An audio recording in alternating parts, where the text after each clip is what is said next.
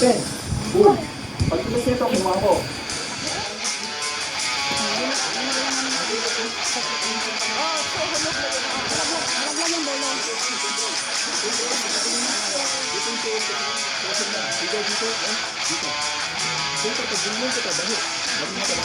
Boom!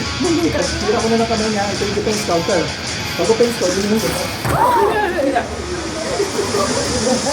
sa pwede niya, tapos ko yun, tapos. Sa balance pa rin ako. Kasi pag naka-balance ako, talo ako pag naka-balance ako. Hawak ko yung kamay niya. Yung namin ang pwede gawin. So, pwede gawin yung sigurado yung pwede. Marami kang pwede. Gusto mo pag yun, pag-block nito, boom!